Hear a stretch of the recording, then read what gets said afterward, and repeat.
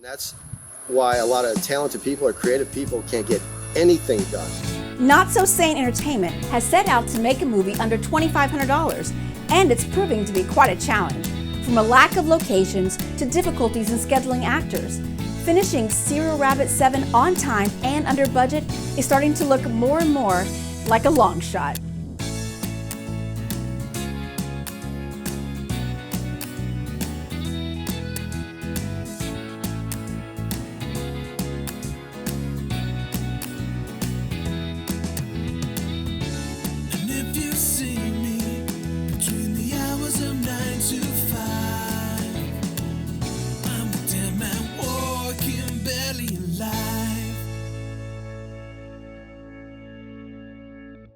In 2005, Brett William Mauser and Bradley Bates produced the very first Serial Rabbit. And I was hopping down the street chasing cars.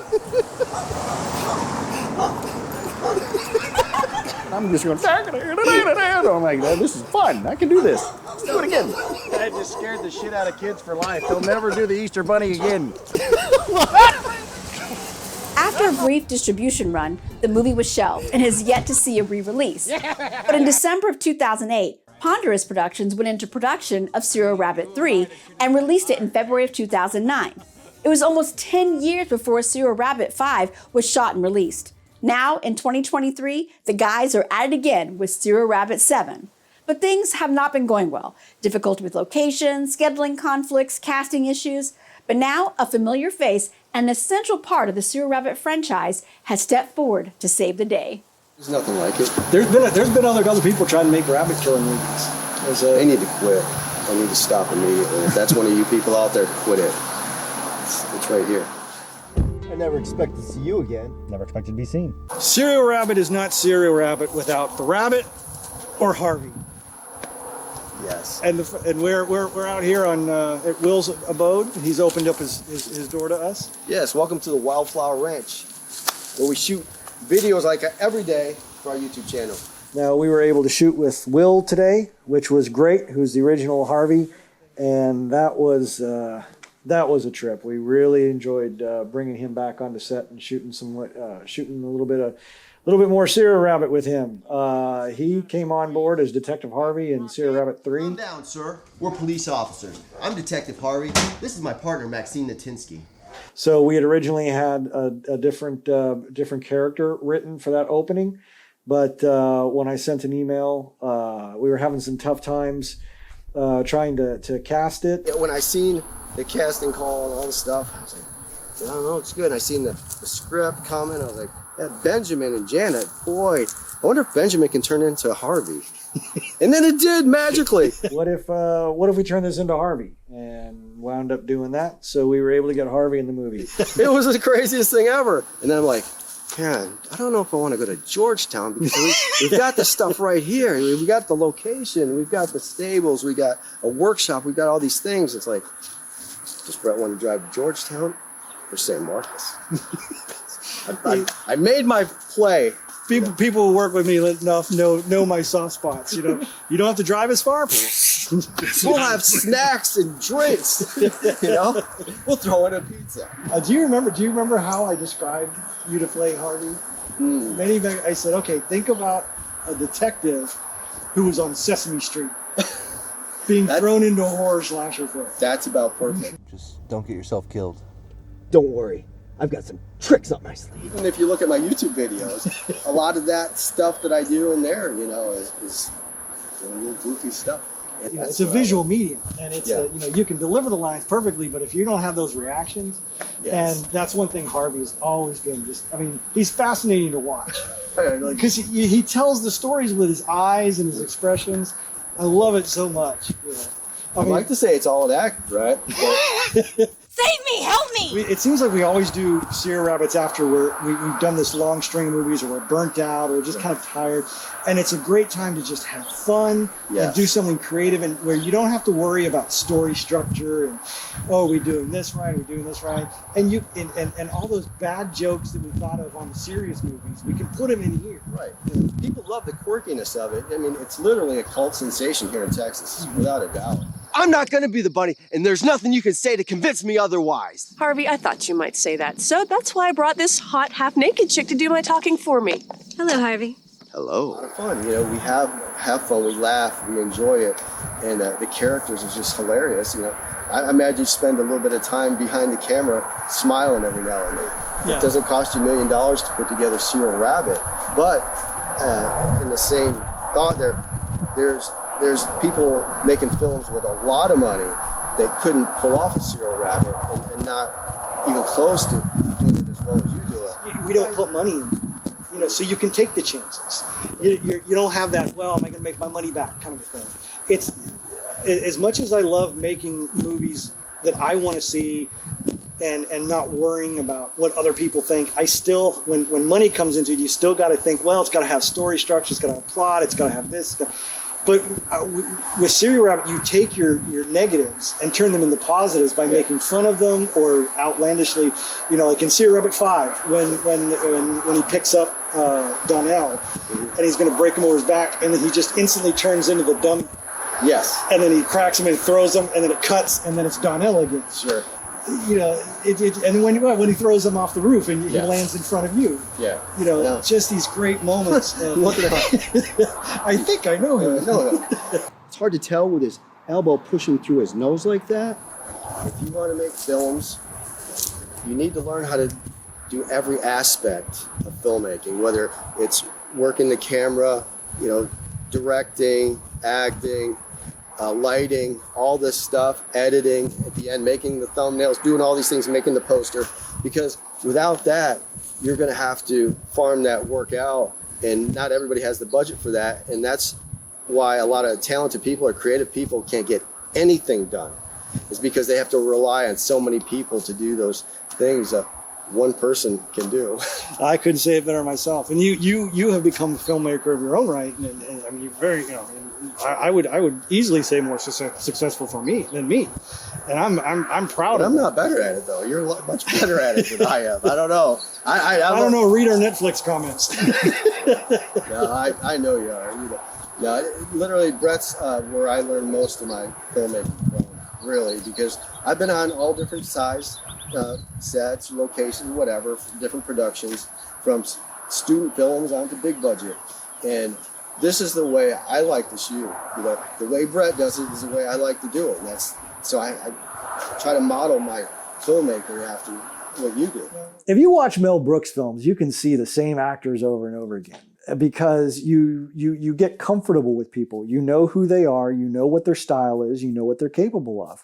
And especially when you're a low-budget filmmaker, you want to grasp onto the people who are going to help you out and are going to be beneficial on your set. I've used a lot of the same actors over and over and over again. Sometimes they play the same character over and over and over again. Because I'm not Diane, I shouldn't do that. People like Brad, who became the Serial Rabbit. Without that Serial Rabbit hop that only Brad can do, it's not a Serial Rabbit movie. Brad's always a Serial Rabbit. He's coming back to, because he doesn't do films anymore, but he's always said, any Serial Rabbit, I'm there for.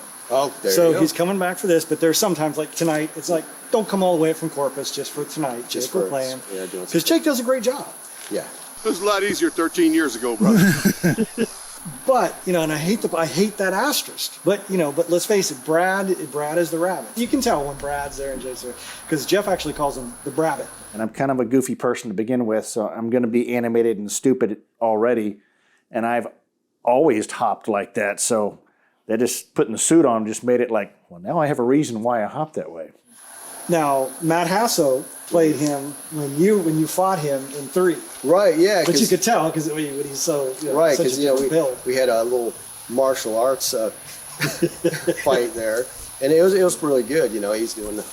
Mark Durant played him once in the beginning in the opening shot or the opening thing of Serial Rabbit 5, and then Jeff played him a couple times on green screen in the finale. It's beneficial to have that same crew and same cast that you work with over and over again, because you know each other, you're comfortable with each other, you have that vocabulary, and you know how to communicate with everyone. As soon as I can, I try to put a trailer together. whether it's just a teaser trailer, just hinting at what's happening, or whether it's a nice, long, elaborate trailer. Typically now we usually do an in-production trailer, which just teases the fact and says, hey, we're making this movie. What it does is that it inspires the actors and it gives them confidence, and they get to see already what's happening on set and what's how it's coming together. Oh, that's the chainsaw? Okay, cameras up. And action.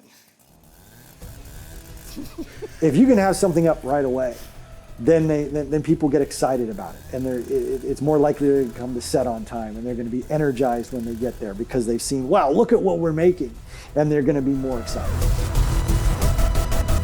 So you okay? Yeah, I'm okay. Be laying there dying. He's fine. How come y'all didn't call EMS? Oh. He does that all the time. He does it all the time. Yeah, You know how many times we headed to call EMS and turned out he was okay? But admit it. When you go, you want to go on a movie set, don't you? After shooting the teaser trailer, it was time for the boys to get down to the nitty-gritty and shoot the very first scene of Serial Rabbit 7.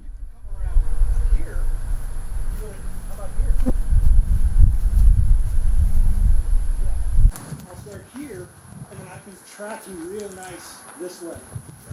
You know, the mental process was, my original shot was I was trying to keep it simple. So I was just going to have a low angle, camera's going to be on tripod, shooting up. You were going to come out, and then when you said it's face plant. Okay, well now we're looking. Oh well, there's rocks. This is kind of a no-go area. So that's in my head. Okay, well what else can we do? And rather than try and sit here and think, okay, well we can rake all the rocks out, put some pads in, whatever. I look around and say, well, this area is over here. So how do we get the scene from over there to there? And then it's just a simple, and it makes the shot even better because now I'm like, oh, we'll make it a dolly shot or a gimbal shot. We can start here, and we'll have this very, very nice fluid motion. Yes. All of basically a oneer, and it'll just look that much better. So don't sit there and be so married to that one idea. You know, be willing to compromise a little bit and change things up, and you get an even better looking shot. Yeah. I thought you were gone. I'm already. I did too. Nice to meet you. I'm Lori. Hey, nice to meet you. Hey, how you doing? Is this all right? Because I figured it'd look good with blood. Yeah, that'll be good. White will be really good with the blood. Yeah, that way by the end of this, Where's the batteries, dude? Oh, I've got it in my pocket. By the end of it, that's going to be red. Yeah, and that's why It'll be gnarly It'll sounding. be gnarly sounding then, yeah. Yeah, because once I saw that the toy had the little chain Yeah, that does that's that, cool. I want to get that close-up shot yeah. of you sitting there watching it get closer and closer. What do you have against Oklahoma? In one of our short films, No Righteous Men, we threw a line in there. I don't want to die in the woods. And then in Lady Lawman, Will Scoville had a character that was based on the character from the short film. Oh, sweet Lord. Don't let me die in Oklahoma. It's at the start of a running gag through our Not So Sane films because we brought it back in Tag Conspiracy. I didn't study journalism for 6 years to die in some warehouse. Could be dying in Oklahoma. We don't have anything against Oklahoma other than we are from Texas, and Oklahoma and Texas have that thing. You know, we joke, you know, one of my favorite jokes is, you know, why does Texas not fall off into the ocean? Because Oklahoma sucks.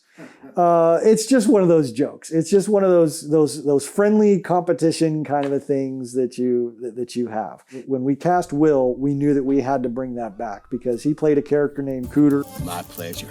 In Lady Lawman, and he said that line so perfectly that we had to bring that back. And while the scene was taking place in Texas, we had to figure out how to make that work. This is worse than dying in Oklahoma. Yeah. That would be good. Hey, Will, we got a new line for you. We got a line for you when you're getting chainsawed. Okay. Jake just thought of it. As you're getting chainsawed. This is worse than dying in Oklahoma. All right. Okay. I can deliver it like Cooter too if you like. This is worse than dying in Oklahoma. It's worse than dying in Oklahoma. After looking over the location and talking with the actors and producers and getting a feel for the scene, it was time to block the scene with the talent. This is when the director works with the talent on positioning and their physical performances. Yeah, like every 10 feet, you got to recoup. You got to get that energy level back up. Okay. So it takes everything you can to make it those 10 feet. Let's have a hero moment where we can go, oh, it's Harvey! You know, because I was going to keep it a long shot. When you come here, milk it for a few seconds. Okay. So we can go, hey, Harvey!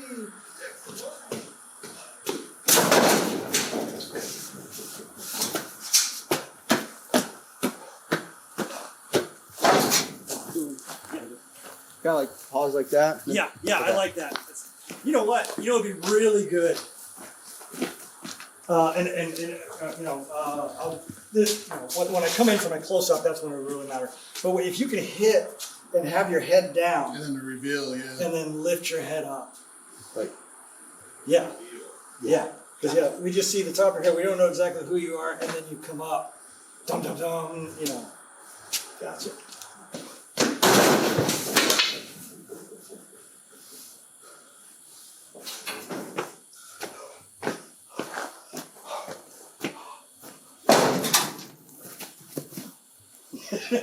Yeah.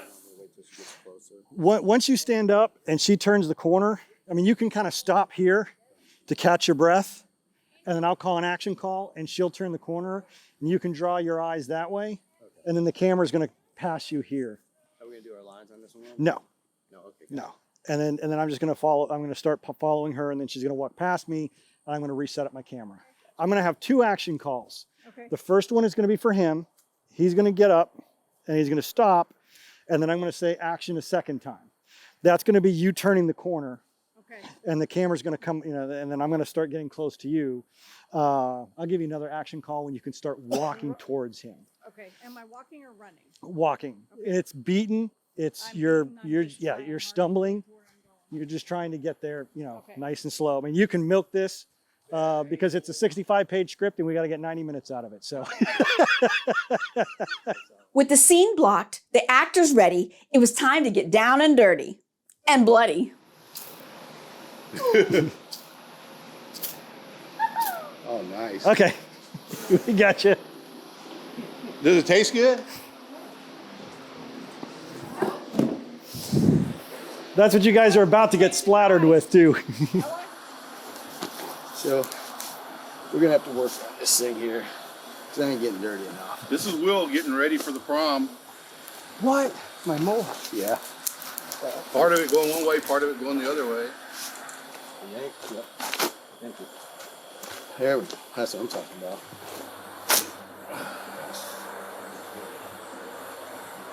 That's cool. And action.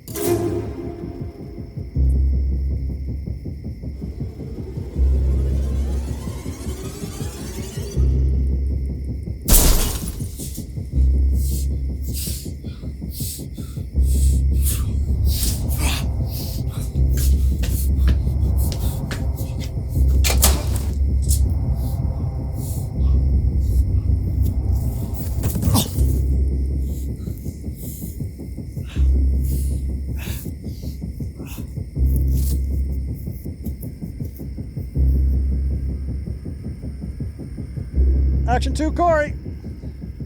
I have a philosophy of filmmaking, and I even taught a seminar on this, and it's called Inside the Box, thinking inside the box.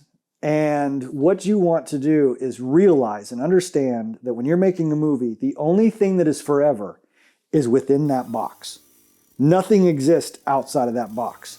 The steak dinners or the lobsters that you have at the craft service table, the air conditioning, how hot or how cold it is, does not matter. That's temporary. What's permanent is what's inside of that box.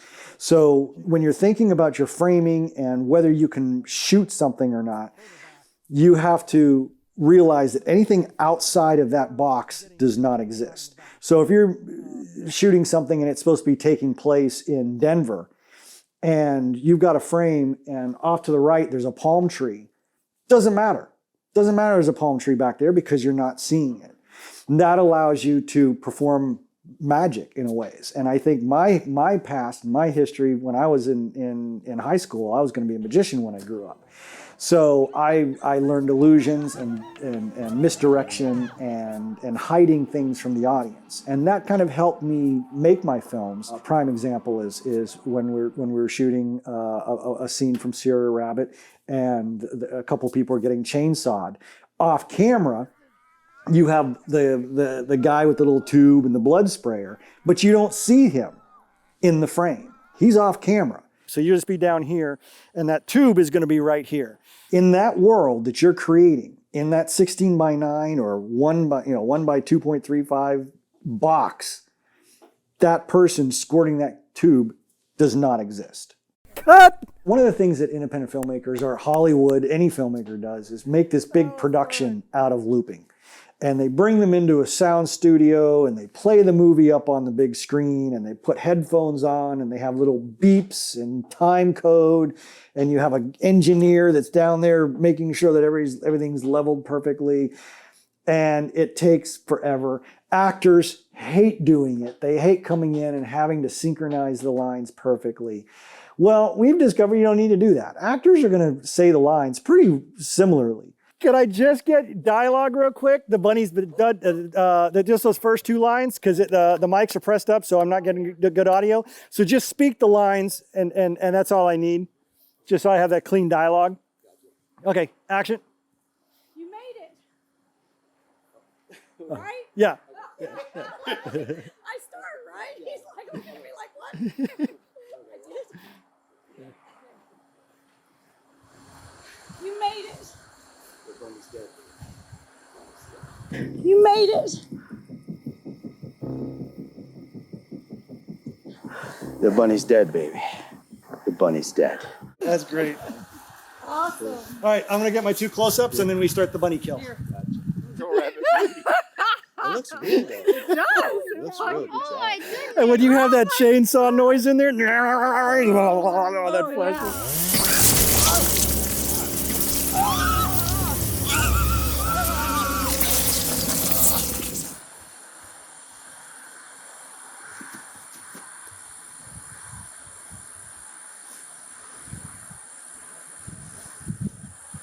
Cut.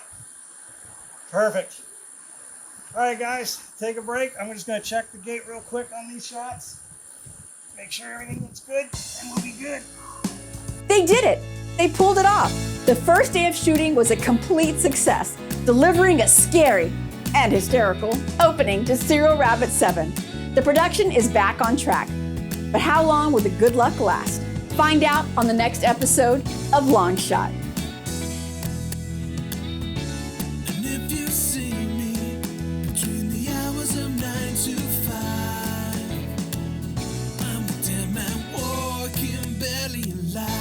You know, some of this shit, we're the only ones that find it funny.